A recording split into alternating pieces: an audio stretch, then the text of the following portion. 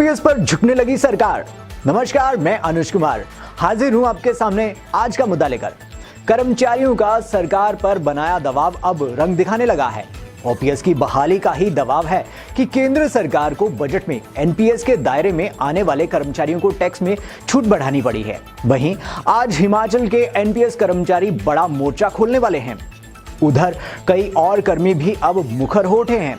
क्या है हिमाचल के हाल और किस तरह अब कर्मचारियों को हैंडल करेगी सरकार? हम पहाड़ी में इसी पर चर्चा कर रहे हैं अनिल अग्निहोत्री और राजेश शर्मा।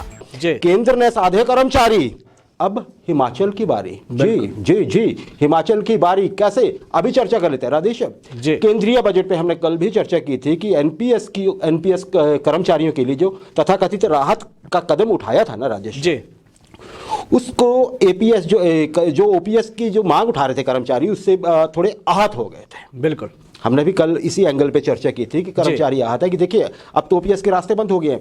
लेकिन राजेश, आज कुछ विशेषज्ञों का, जो विषयों को समझते हैं, सरकार को समझते हैं, सरकारों को जो लैंग्वेज समझते हैं, जो अनसेड चीजें होती हैं ना बिटवीन द लाइंस, जो वो पढ़ते हैं, उन्होंने एक कुछ ऐसी बातें कही हैं जिससे कर्मचारियों को शायद थोड़ी सी खुशी होगी।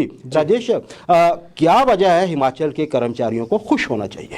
बिल्कुल, देखिए जो एनपीएस के कर्मचारियों ने पुरानी पेंशन बहाली के लिए जो एक दबाव बनाया हुआ है, वो दबाव भी अब केंद्र सरकार पे भी दिखने लगा है। आप पिछले कल के बजट की आपने बात की, बजट में सीधे तौर पे अगर हम देखें तो जो भी बजट, जितना भी बजट सामने आया, करीब करीब 40,000 करोड़ का बजट जो सामने, 40 लाख करोड़ का बजट जो सामने आया, उस बजट में कहीं किसी कर्मचारी वर्ग के लिए, किसी पद के लिए ये स्पष्ट नहीं था कि ये कितना पैसा कहां गया। सिर्फ एक चीज स्पष्ट थी जिसमें सरकार ने कहा, वित्त मंत्री ने सीधे तौर पे कहा कि एनपीएस स्कीम के दायरे में जितने भी कर्मचारी आते हैं उनको टैक्स में 14% की रिबेट दी जाएगी या छूट दी जाएगी। ये उन्होंने सीधे तौर पे कहा। एनपीएस जो उन्होंने एड्रेस किया है, यहां से एक चीज निकल के सामने अब ये आ रही है कि जितना भी एनपीएस कर्मचारियों ने जो आंदोलन खड़े किए, जो सरकार के ऊपर दबाव बनाया, उसका असर अब सामने नजर आने लगा है। कर्मचारियों को लगने लगा है कि एनपीएस की ये हवा एक तरह से आंधी ना बन जाए, उससे पहले इनको थोड़ा सा रोक के रखो, कुछ ना कुछ दिखाओ,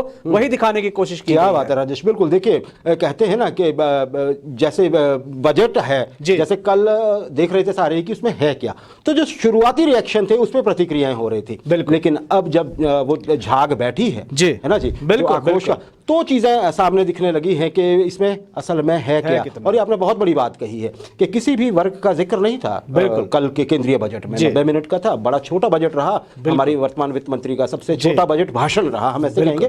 तो उसमें एनपीएस का जिक्र होने के मायने क्या है?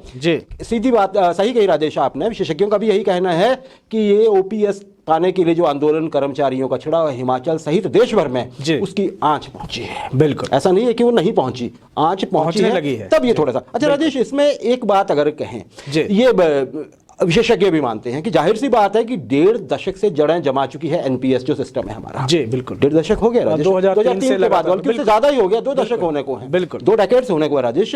तो वो एक दरख्त बन चुका है, बिल्कुल। अब जड़ें उखड़ने में वक्त तो लगेगा ही, अगर जोर लगता रहा राजेश, है ना।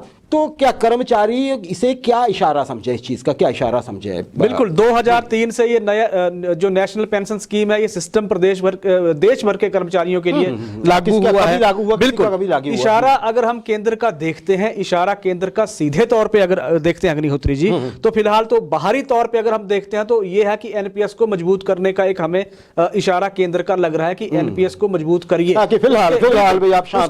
उसका उजला पक्ष है, वही कर्मचारियों को दिखाइए, उसके अंदर क्या हो रहा है क्या नहीं हो रहा है, इसको रहने दीजिए। लेकिन जब जिस तरह की वास्तविकता या जिस तरह के आंकड़े आज विशेषज्ञों ने सामने रखे हैं, वो बहुत चौंकाने वाली चीजें। अग्निहोत्री जी, उन्होंने सीधे तौर पे कहा है कि अब केंद्र सरकार एनपीएस के दबाव के आगे कमोबेश झुकने लगी है, और झुकने लगी है, उसी का परिणाम है कि वो एनपीएस में अपना शेयर भी जिक्र बढ़ा कर रही रही है, है, हाँ। उसमें कर्मचारियों को यह भी दिखाया जा रहा है कि एनपीएस आपके हित में है, आप जो टैक्स में आपको छूट इसी दायरे को लेकर दी जा जी, रही जी, है। जी, जी। लेकिन बड़ी बात यह कि सरकार झुकने लगी है, और सरकार जब केंद्र जब यहां एक तरह से जब इन्वेस्ट एनपीएस में ज्यादा करने जा रहा है, तो संकेत साफ है ये ओपीएस का दबाव वहां तक पहुंच गया है। दबाव पहुंच गया। और सही बात, जैसे हमने कहा कि पेड़ पुराना है, जी। देखिए एकदम से तो झटका पहले महसूस होता है ना राजेश। बिल्कुल। तो विशेषज्ञ मानते हैं कि सरकार एक तरह से चौंकी है जी। कि हाँ, लेकिन देखिए जैसे दबाव धीरे धीरे बनता है, तो अगर वैसा ही कर्मचारियों का ये रहा,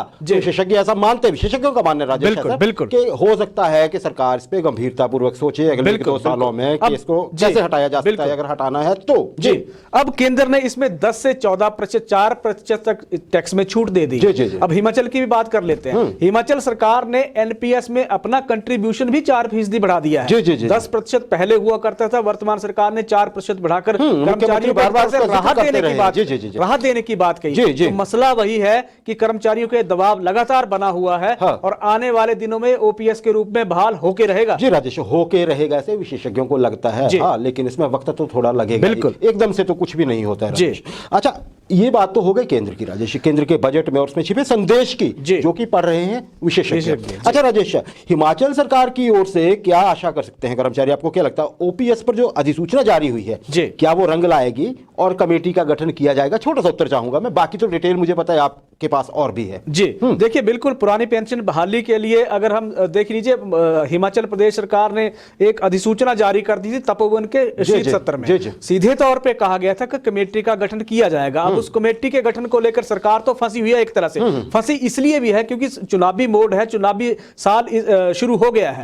अब चुनावी साल में कर्मचारियों के साथ अगर 1.5 लाख कर्मचारियों के साथ सरकार वादा करके उसे पूरा नहीं करती है, तो सरकार फिर फंसी हुई क्या है बात सीधे है? तौर पे। मतलब मैं ये समझूं कि आपका ये कहना है कि बिल्कुल, देर सवेर बिल्कुल। ये कमेटी घोषणा बनेगी, घोषणा होने जी, वाली जी, है जी। इसकी। अच्छा राजेश, चलिए ये बहुत अच्छी बात है, कर्मचारियों को शायद ये सुन के अच्छा लगेगा। जी। अच्छा राजेश, इस मसले पर कर्मचारी जो एसोसिएशन है जी। है ना जी, ये जो संबंधित कर्मचारी हैं, इनका जो संघ है जी। ये मुख्यमंत्री से मिलने का प्लान बना रहे हैं। ये कब का प्लान है भला? क्या प्लान? बिल्कुल। हाँ, फिर ये मैं पूछूंगा जो कि प्लान क्या है, हिमाचल कब का है? हिमाचल प्रदेश जो एनपीएसईए है, एसोसिएशन कर्मचारियों की नेशनल पेंशन स्कीम वाले कर्मचारियों की है, ये कल धर्मशाला में मुख्यमंत्री जयराम ठाकुर से मिलेंगे। अरे वाह। मुख्यमंत्री जयराम ठाकुर कल धर्मशाला के दौरे पे आ रहे हैं, कांगड़ा के दौरे पे आ रहे जी, हैं। जी। धर्मशाला सर्किट हाउस में मिलेंगे। इन्होंने वक्त मुख्यमंत्री से मिलने का शाम का वक्त ले लिया जी, है। जी, सीधे very good। तौर अच्छा। पे 2 मांगों को लेकर ये मुख्यमंत्री जयराम ठाकुर से मिलेंगे। कोई बड़ी ज्यादा मांगे इन्होंने नहीं रखी जी, हैं। राजेश। प्रतिनिधिमंडल यहां पहुंचेगा और ये एक बहुत बड़ा दिन कल होने जा रहा है। सर्किट हाउस में ये 4 बजे मुलाकात इनकी होगी। शाम, 2 सवाल शाम। पूछने का इन्होंने ऐलान कर दिया है। पहला सवाल यही है जो आपने भी पूछा कि जेसीसी में 2009 की नोटिफिकेशन की मुख्यमंत्री जयराम ठाकुर ने घोषणा की थी कि 2009 हिमाचल प्रदेश में लागू कर दी जाएगी। 28 नवंबर को जेसीसी हुई थी, उसकी अधिसूचना है कहां? पहला सवाल इन कर्मचारियों का ये रहेगा।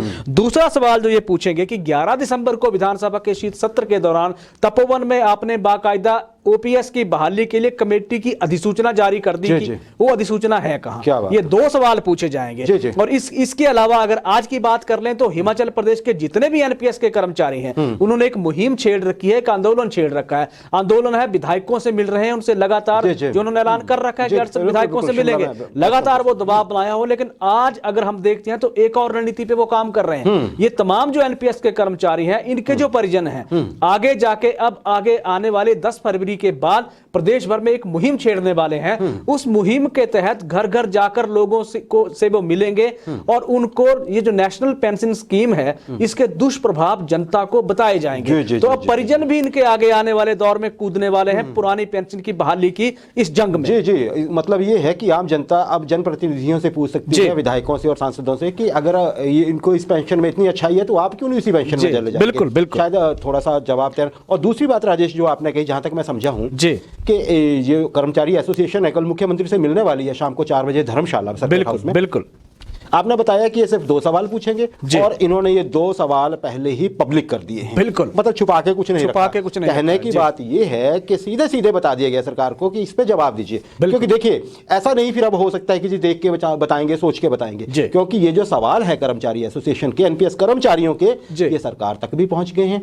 अफसरों तक भी पहुंच गए, मुख्यमंत्री तक भी पहुंच गए और सभी मंत्रियों तक भी पहुंच गए। बिल्कुल। जाहिर सी बात है कि इस पे अब जो भी जवाब देना होगा वो इतना टाइम में तो बनता ही है कि आपके पास सवाल पहले से ही है तो आप उस समय पे जवाब देंगे। बिल्कुल, मुलाकात छोटी हो बिल्कुल अच्छी हो, क्या बिल्कुल कहेंगे? बिल्कुल सही है। देखिए, मुलाकात छोटी होगी अच्छी होगी ये तो कल पता चल जाएगा, लेकिन एक दबाव जो सरकार पे एक इस वक्त बना हुआ है वो सबसे बड़ा दबाव है इन दोनों ही मांगों को लेकर। जी 2009 की अधिसूचना कर्मचारियों ने मांगी थी कि आप भारत सरकार की जारी करिए। मुख्यमंत्री जयराम ठाकुर ने जेसीसी की मीटिंग में ऐलान कर दिया, वो बात वहीं खत्म हो गई। लेकिन वो अधिसूचना क्यों जारी नहीं हुई, ये प्रेशर, इसका जवाब देने का दबाव अब सरकार पे है।